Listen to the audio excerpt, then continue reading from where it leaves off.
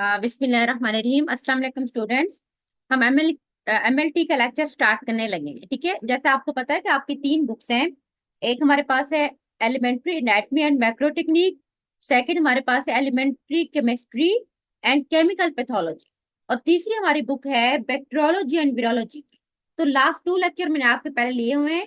ठीक है, first elementary anatomy का लिया था, फिर उसके बाद एलिमेंट्री केमिस्ट्री का लिया था। तो आज हम अपना सब्जेक्ट स्टार्ट करते हैं, बैक्टीरियोलॉजी एंड वीरोलॉजी। ठीक है, तो इसमें आप देखते हैं बैक्टीरियोलॉजी और वीरोलॉजी के अंदर ये हमारा टेबल ऑफ कंटेंट है बेटा, सिलेबस।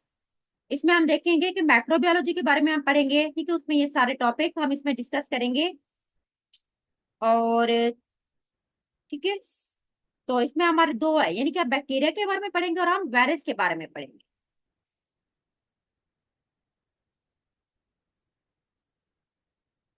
तो इसमें हम पहले नंबर पे पढ़ते हैं बैक्टीरियोलॉजी एंड वीरोलॉजी। तो फर्स्ट चैप्टर में हमारे पास इंट्रोडक्शन, मैक्रोस्कोप क्या है, स्टेरिलाइजेशन क्या होते हैं, स्टेन क्या है, कल्चर मीडिया क्या होता है। ठीक है, आइडेंटिफिकेशन ऑफ बैक्टीरिया, हम उसको कैसे आइडेंटिफाई करते हैं, study of common pathogens and sensitivity to antibiotic and virology. तो पहले हम पढ़ते हैं बैक्टीरियोलॉजी एंड वीरोलॉजी में इंट्रोडक्शन टू क्लिनिकल मैक्रोबायोलॉजी।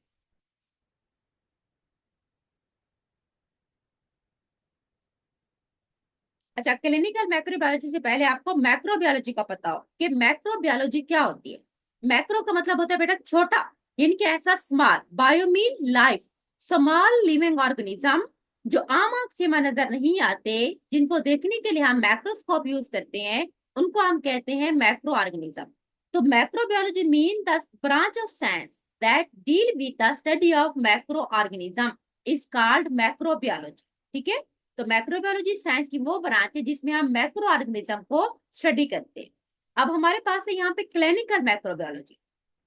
तो clinical macrobiology is the branch of medical science जिसका मेन कंसर्न होता है with the prevention, diagnosis and treatment of infectious disease. क्योंकि लास्ट क्लिनिक्स आया है ना, तो हम इसमें मेडिकल से रिलेटेड पढ़ेंगे कि जो मैक्रो ऑर्गेनिज्म बीमारियां काज करते हैं, हम उनको कैसे डायग्नोज करते हैं, हम उनको कैसे प्रिवेंट कर सकते हैं, और हम उनकी ट्रीटमेंट कैसे कर सकते हैं।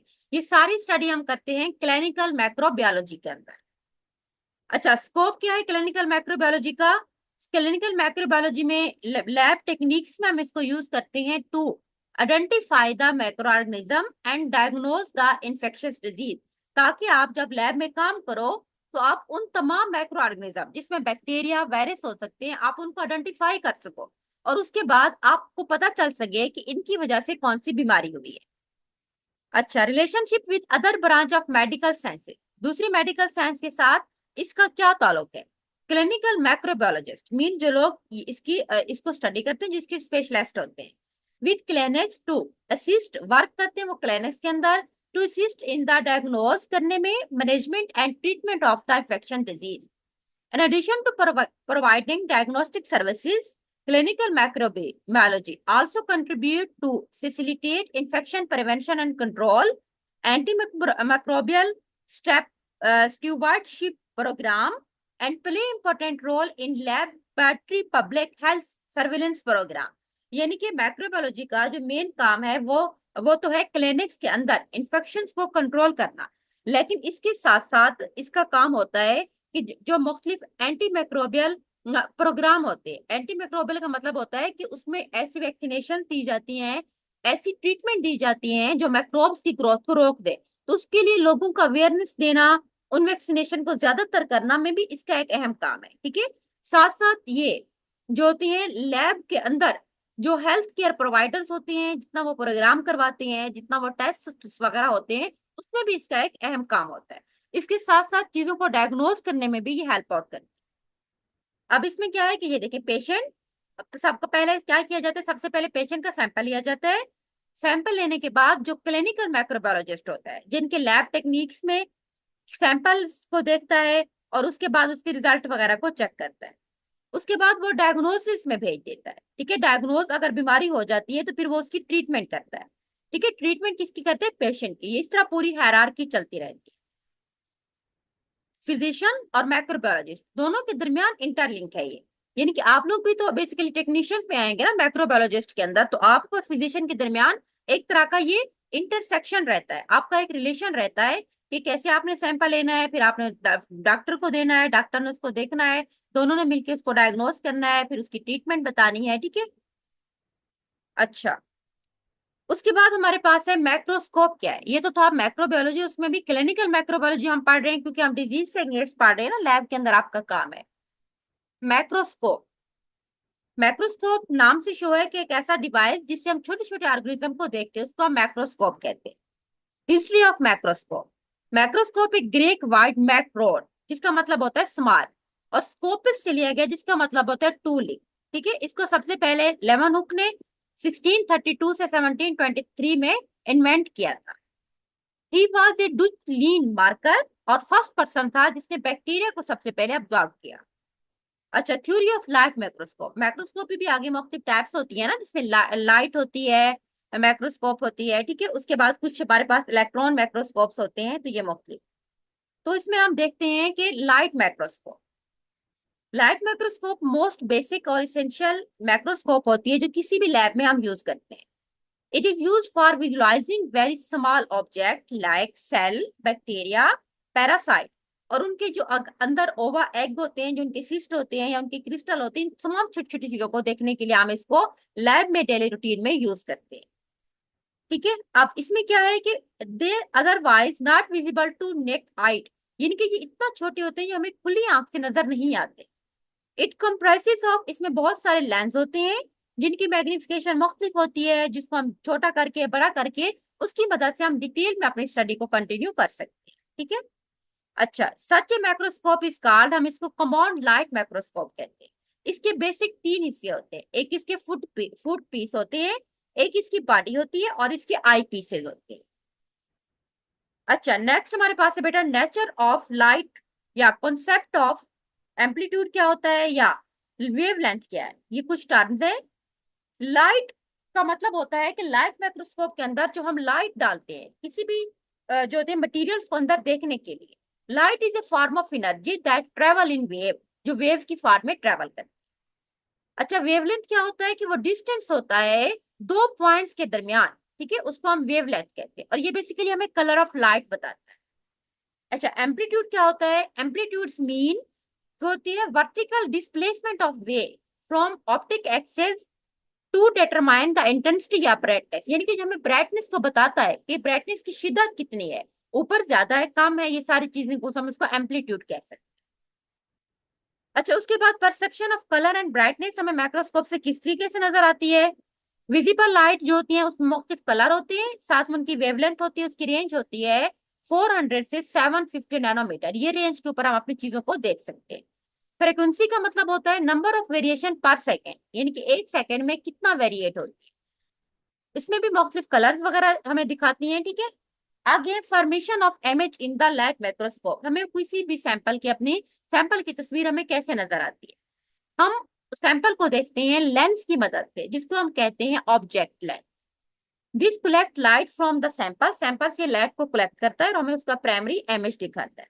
इस तरह एक सेकेंडरी लेंस भी होता है जिसको हम आई पीस कहते हैं, ठीक है। आई पीस क्या करते हैं? उस प्राइमरी लेंस को ज्यादा बड़ा करके हमारी आंख के अंदर वाजे दिखाता है, उसको हम आई पीस कहेंगे।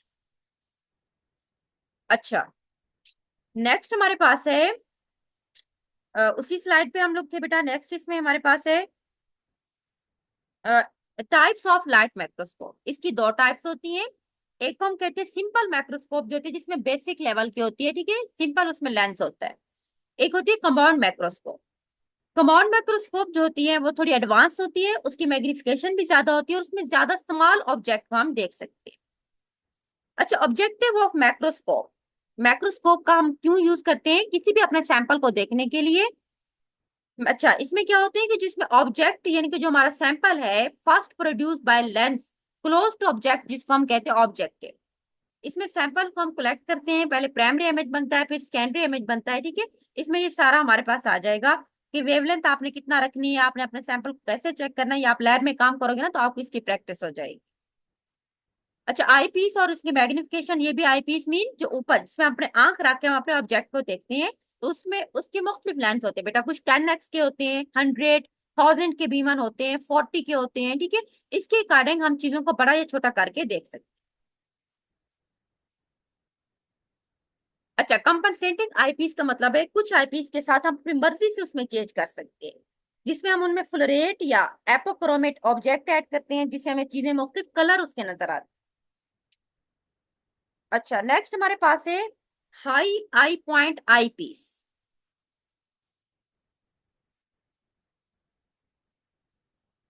Some manufacturer equip their microscope with high eye point eyepiece के साथ बनाते हैं, ताकि ये माइक्रोस्कोप ऐसी होती हैं जब एक पर्सन इनको देखे तो वह एक लंबे फासले पे चीज को इजीली देख सके।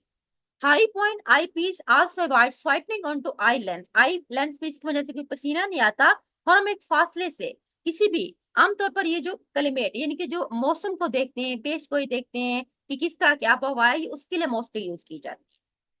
ठीक है। आगे बेटा है रिजॉल्विंग एंड पावर ऑफ क्या होती है। ठीक है, ये जो लेंस जिस तरह आपको नजर आ रहे हैं, ये देखिए, ये मुख्तलिफ होते हैं। नीचे लेंस का साइज होता है 40x10 पे 100 पे आप सेट कर सकते हैं। ये वैसे बेसिक इंट्रोडक्शन है, ये लैब में आप लोग जब देखोगे माइक्रोस्कोप को आपको इसकी प्रैक्टिस हो जाएगी। आगे होता है एक numerical aperture. Resolving power of object is of great important. ठीक है, ये डिपेंड करती है न्यूमेरिकल अपर्चर के ऊपर। ये बेसिकली एक वहां पे सुराख होता है, जो कि एक फिगर होता है दैट हैज बीन वर्क, जो ऑटोमेटिक काम करता है, और ये लाइट को लेंस के डायमीटर को वहां पे फोकस करता है कि कितना उस सुराख से लाइट नीचे आनी है, कितना डायमीटर हमने लेंस का रखा हुआ है, और हम कितना फासले पर लाइट के ऊपर ऑब्जेक्ट को देख सकते हैं। इसके मुख्तलिफ साइज होते हैं। ठीक है। अच्छा, ये माइक्रोस्कोप है, आप इसमें इसको देख सकते हैं। ये देखिए, आपने देखी भी हुई होगी। ये इसकी स्टेज है, यहाँ पे हम स्लाइड रखते हैं, ये इसके ऑब्जेक्टिव लेंस होते हैं, ये हमारे पास आई पीस है। ठीक है। और इस तरह से नीचे ये हमारे पास होता है न्यूमेरिकल अपर्चर, जिससे लाइट पड़ती है यहाँ के ऊपर। ये सारे नीचे से इधर हमारे पास फोकस लेंस होते हैं, जिससे हम अपनी मर्जी से एडजस्टमेंट कर सकते हैं। ये स्टेज है, ये इसकी बेस लाइन है। तो ये हमारे पास है माइक्रोस्कोप। ठीक है। तो ये हमारा आज का टॉपिक है। हम माइक्रोबायोलॉजी, हमने उसमें डेफिनेशन पढ़ी थी, क्लिनिकल माइक्रोबायोलॉजी, और हमने थोड़ा सा माइक्रोस्कोप पर डिस्कस किया था। ठीक है। तो नेक्स्ट हमारा जो मोस्ट इंपोर्टेंट टॉपिक है ना, वो है स्टेरिलाइजेशन एंड डिसइंफेक्शन। ये हम इंशाल्लाह लास्ट टाइम पढ़ेंगे, सॉरी नेक्स्ट टाइम पढ़ेंगे। ठीक है। आज के लिए हमारे पास इतना ही काफी। अल्लाह हाफिज।